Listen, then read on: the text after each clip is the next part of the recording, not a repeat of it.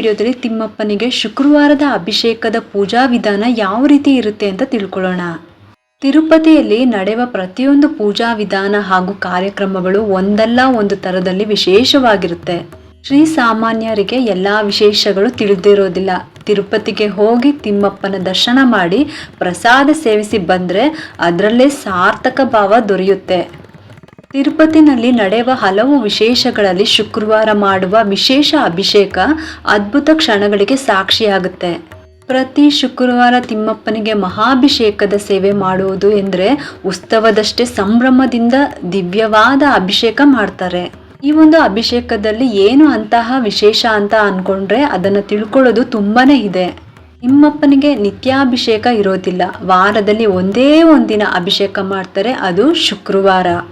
ಬನ್ನಿ ಇವಾಗ ಶುಕ್ರವಾರದ ತಿಮ್ಮಪ್ಪನಿಗೆ ಅಭಿಷೇಕ ಯಾವ ರೀತಿ ಇರುತ್ತೆ ಅಂತ ತಿಳ್ಕೊಳ್ಳೋಣ.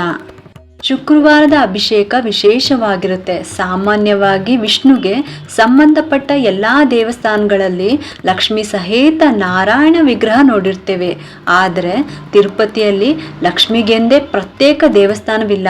ಶ್ರೀನಿವಾಸ ಭೂಲೋಕಕ್ಕೆ ಬರುವಾಗ ಅವನ ಪರಿವಾರವಿಲ್ಲದೆ ಏಕಾಂಗಿಯಾಗಿ ತಿರುಮಲದ ದಟ್ಟಾರಣ್ಯಕ್ಕೆ ಬಂದು ಏಕಬಿಂಬನಾಗಿ ಬೆಟ್ಟದಲ್ಲಿ ನೆಲೆಸಿದ್ದಾನೆ. ಶ್ರೀನಿವಾಸ ಏಕಾಂತ ಪ್ರಿಯ. ಆದರೆ ಶ್ರೀನಿವಾಸನ ವಕ್ಷಸ್ಥಳದಲ್ಲಿ ವ್ಯೂಹಲಕ್ಷ್ಮಿಯ ವಾಸಸ್ಥಾನವಿದೆ. ಆದ ಕಾರಣ ಲಕ್ಷ್ಮಿಗೆ ಪ್ರಿಯವಾದ ಶುಕ್ರವಾರದ ದಿನ ಮಂಗಳ ದ್ರವ್ಯ ಅಂದರೆ ಅರಿಶಿಣದಿಂದ ಅಭಿಷೇಕ ಮಾಡ್ತಾರೆ. ಅಲಂಕಾರ ಪ್ರಿಯನಾದ ಶ್ರೀನಿವಾಸನಿಗೆ ನಿತ್ಯಾಭಿಷೇಕ ಮಾಡುವುದು ಎಂದರೆ ವಸ್ತ್ರಾಲಂಕಾರಗಳನ್ನು ತೆಗೆಯಬೇಕು. ಹಾಗೆ ಪಚ್ಚಕರ್ಪೂರ, ತಿರುವಾಭರಣ, ಮುಖಕ್ಕೆ ಹಚ್ಚಿದ ಪುನುಗು ತೈಲ ಮತ್ತು ಕ್ರಮವಾಗಿ ಗಂಧ, ಚಂದನ, ಆಭರಣ ಹೀಗೆ ಎಲ್ಲ ತೆಗೆದು ಅಭಿಷೇಕ ಮಾಡಿ ವಿಗ್ರಹಕ್ಕೆ ಕರ್ಪೂರದ ಪುಡಿ ಹಚ್ಚಬೇಕು. ಪ್ರತಿನಿತ್ಯ ಶ್ರೀನಿವಾಸನಿಗೆ ಮುಂಜಾನೆಯಿಂದ ರಾತ್ರಿ ಮಲಗುವ ತನಕ ವಿವಿಧ ಸೇವೆಗಳು ಮಾಡಬೇಕು. ಇವುಗಳನ್ನೆಲ್ಲ ಮಾಡಲು ಸಮಯ ಬೇಕು. ಹಾಗೆ ಬರುವ ಲಕ್ಷಾಂತರ ಭಕ್ತರಿಗೆ ದರ್ಶನವಾಗಬೇಕು. ಈ ಎಲ್ಲ ಕಾರಣಗಳಿಂದ ಶ್ರೀನಿವಾಸನಿಗೆ ಶುಕ್ರವಾರ ಮಾತ್ರ ಪಂಚಾಮೃತ ಮತ್ತೆ ಅರಿಶಿಣದ ಅಭಿಷೇಕ ಮಾಡಿ ಕ್ರಮವಾಗಿ ಕರ್ಪೂರದ ಪುಡಿ, ಗಂಧ, ಚಂದನಗಳ ಲೇಪನ ಮಾಡಿ ಸುವಾಸನ ಭರಿತ ಪುನುಗು ತೈಲ ಮುಖಕ್ಕೆ ಹಚ್ಚುತ್ತಾರೆ. ಇದನ್ನು ಹಚ್ಚೋದ್ರಿಂದ ಶ್ರೀನಿವಾಸನ ಮುಖ ದೀಪದ ಬೆಳಕಿನಲ್ಲಿ ಮಿರಿಮಿರಿ ಮಿಂಚುತ್ತದೆ. ನಂತರ ವಸ್ತ್ರಾಭರಣಗಳು ಇಷ್ಟೆಲ್ಲ ಮಾಡೋದಿಕ್ಕೆ ದಿನದ ಅರ್ಧ ದಿನನೇ ಬೇಕಾಗುತ್ತೆ. ಆದ್ರಿಂದ ಶುಕ್ರವಾರ ಮಾತ್ರ ಅಭಿಷೇಕ ಮಾಡ್ತಾರೆ. ಏಕಾಶಿಲ ಶ್ರೀನಿವಾಸನ ವಿಗ್ರಹಕ್ಕೆ ಬೆಳಗಿನ ಜಾವ 4ರಿಂದ 5 ಗಂಟೆಗೆ ಅಭಿಷೇಕ ಮಾಡ್ತಾರೆ. ಅರಿಶಿಣದ ಅಭಿಷೇಕ ಮಾಡುವುದು ವಿಶೇಷ. ಶುದ್ಧೋದಕ ನಂತರ ಕರ್ಪೂರದ ಪುಡಿಯನ್ನು ವಿಗ್ರಹಕ್ಕೆ ಲೇಪಿಸುತ್ತಾರೆ. ಕಣ್ಣಿಗೆ, ಕಾಡಿಗೆ, ಹಣೆಗೆ ತಿಲಕ, ನಂತರ ಅಡಿಯಿಂದ ಮುಡಿವರೆಗೂ ವಸ್ತ್ರಾಭರಣದ ಅಲಂಕಾರ ಇದೆಲ್ಲ ಒಂದು ಕ್ರಮದಲ್ಲಿ ಹಾಕುತ್ತಾರೆ.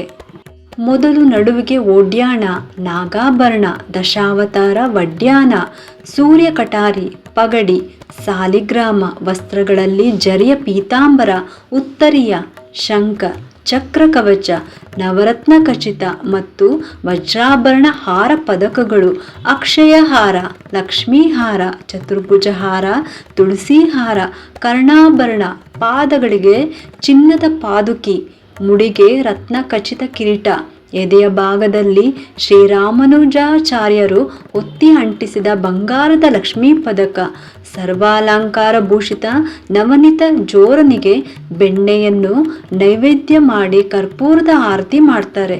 ನಂತರ ಪಾದದರ್ಶನ ಸೇವೆ, ಇದನ್ನು ಸರ್ವ ಸಮರ್ಪಣೆ ಎಂದು ಕರೆಯುತ್ತಾರೆ.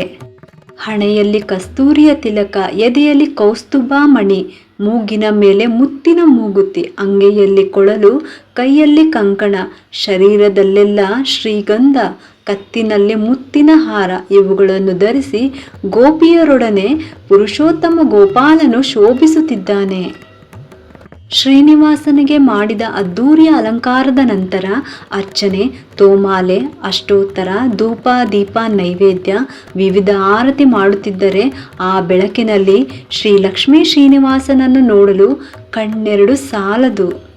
ತಿರುಪತಿಯಲ್ಲಿ ಶ್ರೀನಿವಾಸನಿಗೆ ಸಲ್ಲಿಸುವ ಹಲವಾರು ವಿಶೇಷವಾದ ಸೇವೆಗಳಲ್ಲಿ ವ್ಯೂಹಲಕ್ಷ್ಮಿ ಸಮೇತ ಶ್ರೀನಿವಾಸನಿಗೆ ಮಾಡುವ ಶುಕ್ರವಾರದ ಅರಿಶಿಣದ ಅಭಿಷೇಕ ಮಾಡುವುದು ವಿಶೇಷವಾದ ಸೇವೆಯಾಗಿದ್ದು ನೋಡಿದ ಭಕ್ತರ ಕಣ್ಮನನ ತುಂಬಿ ಬರುತ್ತದೆ.